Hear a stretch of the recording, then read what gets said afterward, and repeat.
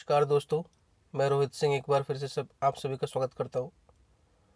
दोस्तों, हम लोग भारत का संवैधानिक इतिहास या विकास पढ़ रहे हैं और आज हम लोग पहुँचे हैं इंडियन काउंसिल एक्ट 1892 में।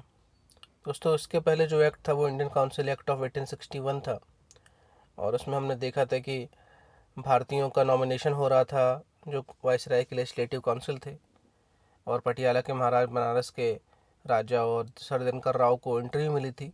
लेकिन ये जो भारतीय थे इनको किसी भी तरह का सवाल करने का अधिकार नहीं था, साथ में किसी भी बहस में हिस्सा लेने का अधिकार नहीं था। तो ऐसी सारी बातों को लेकर जब 1885 में इंडियन नेशनल कांग्रेस बनी तो उसने अपना पूरा ध्यान इसी ओर रखा कि किसी तरह जो लेजिस्लेटिव वर्क है, जो विधायी कार्य है, उसमें भारतीयों की एंट्री हो जाए और भारतीयों को ज़्यादा अधिकार मिले। तो जैसा कि लॉर्ड डफरिन के कार्यकाल में 1885 में इंडियन नेशनल कांग्रेस की शुरुआत हुई और 7 साल बाद जब ये एक्ट आता है तो इस एक्ट को लाने का एक मकसद ये भी था कि इंडियन नेशनल कांग्रेस का जो इतना प्रतिरोध हो रहा था कि भारतीयों को भी आप एंट्री दीजिए, और कानून जब भारतीयों के लिए बन रहा है तो कम से कम भारतीय कानून बनाने वाली जो प्रोसेस है उसमें अपनी बात तो रख पाएँ, उनकी बातों का कुछ वजन हो। तो इसको देखते हुए इस एक्ट में कुछ प्रावधान किए गए हैं, उनको देखते हैं हम। तो पहला तो कांग्रेस ये कह रही थी कि आप ये जो नॉमिनेशन कर रहे हैं लोगों का कि वायसराय जिसको चाहेगा उसको ही नॉमिनेट करेगा, ये नॉमिनेशन ख़त्म करके इलेक्शन करवाइए। तो इलेक्शन की बात तो सरासर मना कर दी गई कि इलेक्शन तो नहीं होगा, लेकिन हाँ, हम एक तरह का इनडायरेक्ट इलेक्शन कर देंगे। तो अगर कभी आए एग्ज़ाम में कि इनडायरेक्ट इलेक्शन की शुरुआत किस एक्ट से हो रही है तो वो 1892 का इंडियन काउंसिल एक्ट है। सिर्फ कागजी कार्रवाई में ही ये इनडायरेक्ट इलेक्शन हो रहा है, वैसे तो ये है एक तरह का नॉमिनेशन ही।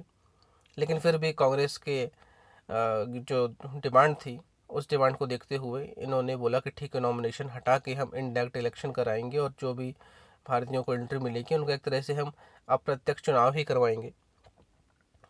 साथ में कांग्रेस का कहना था कि हमारे पास जो डिस्कशंस होते हैं फाइनेंशियल मैटर्स को लेकर और जो विधायी कार्य को लेकर, उसमें भारतीयों को बोलने की आज़ादी हो और उनके पास राइट हो कि वो किसी फैसले से अगर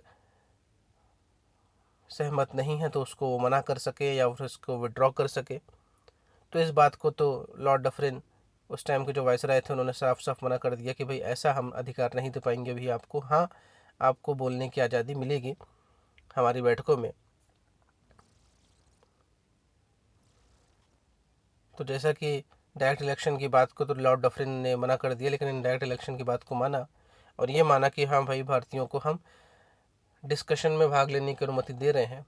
और हमने जो 1861 का इंडियन काउंसिल एक्ट पढ़ा था उसमें देखा था कि वायसराय एडिशनल 6 से 12 लोगों की नियुक्ति कर सकता है, नॉमिनेट कर सकता है। यहाँ पे वो जो एडिशनल मेंबर्स थे, जो नॉन ऑफिशियल मेंबर्स थे, जो बाहर से हम किसी विशेष काम के लिए उनको डिप्यूट कर रहे हैं, उनकी अब संख्या 10 से 16 हो गई है केंद्रीय सेंट्रल लेजिस्लेटिव काउंसिल के लिए, केंद्रीय विधायी काउंसिल के लिए। और हमने 1861 वाला जो एक्ट था उसमें देखा था कि जो बंगाल और मद्रास और बॉम्बे वाली जो प्रेसिडेंसी है उनको लेजिस्लेटिव पावर उनकी वापस कर दी गई। तो वहाँ भी आप एडिशनल लोगों को नॉमिनेट कर सकते हैं और वहाँ पे वो काम कौन करेगा? गवर्नर करेगा। तो जैसा कि यहाँ पे लिखा कि बंगाल में 20 मेंबर्स एडिशनल नॉन ऑफिशियल को हम ले सकते हैं, मद्रास के लिए 20 मेंबर्स की लिमिट लगाई है और बॉम्बे के लिए 8 मेंबर्स की। अवध यवध उध जो आज का यूपी वाला पूरा इलाका है वो वहाँ पे 15 मेंबर्स की है, और नॉर्थ वेस्टर्न प्रोविंसेस में 15 मेंबर्स। तो ये जो एडिशनल हम यहाँ पे लिस्ट देख रहे हैं, इसी एडिशनल लिस्ट में कई सारे भारतीयों को एंट्री मिलेगी और एक तरह से भारतीयों का जो प्रपोर्शन है वो थोड़ा बढ़ेगा इस लेजिस्लेटिव काउंसिल में। और जब भारतीय ज़्यादा पहुँचेंगे तो अपनी बात रखेंगे और एक तरह से इंडियन नेशनल कांग्रेस के ही लोग यहाँ पे या उनसे समर्थित लोग यहाँ पहुँचेंगे तो एक तरह से इंडियन नेशनल कांग्रेस की जो पैठ है, पकड़ है ब्रिटिश ये जो कॉलोनियल रूल है उसमें अच्छी बनेगी। लेकिन इतना सब होने के बाद भी सिर्फ 5 इंडियंस मेंबर को यहाँ पे एंट्री मिलती है, और फिर भी हम देखें तो ठीक ही है। 3 मेंबर को एंट्री मिली थी 1861 में, अभी 2 और बढ़े 5। धीमे धीमे फिर यहाँ पे कांग्रेस चुनाव लड़ेगी और चुनाव जीतेगी भी। तो ठीक है, ग्रेजुअली स्लाइटली इम्प्रूवमेंट हो रहा है, ठीक है। साथ में जो राइट टू आस्क क्वेश्चन वाली बात थी कि भाई हम सवाल पूछ सकते हैं और हम डिस्कशन कर सकते हैं, तो ये भी दे दिया गया। और कहा गया कि आप सवाल तो पूछ सकते हैं लेकिन 6 दिन पहले नोटिस देना पड़ेगा। दूसरा, सवाल के जवाब पर आप सप्लीमेंट्री क्वेश्चन नहीं पूछ सकते, पूरक प्रश्न नहीं पूछ सकते, ये बात कह दी गई। और ये जो रिप्रेजेंटेशन है जो हम एडिशनल मेंबर्स को उठा रहे हैं या ले रहे हैं इनडायरेक्ट इलेक्शन के थ्रू, ये कहाँ कहाँ से होंगे? डिस्ट्रिक्ट बोर्ड से हो सकते हैं, यूनिवर्सिटी से के लोग हो सकते हैं, म्यूनिसिपैलिटी से हो सकते हैं, चैम्बर ऑफ कॉमर्स और जमींदार लोग हो सकते हैं। मतलब आम भाषा में कहें तो पढ़े लिखे सब भ्रांत लोगों को ही नॉमिनेशन के थ्रू इन काउंसिल का एडिशनल मेंबर या नॉन ऑफिशियल मेंबर्स बनाया जा रहा है। और साथ में लेजिस्लेटिव काउंसिल ने एम्पावर किया जो गवर्नर जनरल था उसको या वाइस रॉय को कि भैया आप नए लॉ बना सकते हैं, पुराने हटा सकते हैं। और साथ में अभी हमने देखा था 1861 में जो गवर्नर जनरल था उसको एक तरह का विशेषाधिकार दे दिया था कि अगर वो चाहे तो किसी भी लॉ को जो लेजिस्लेटिव काउंसिल ने बनाया है उसको हटा सकता है।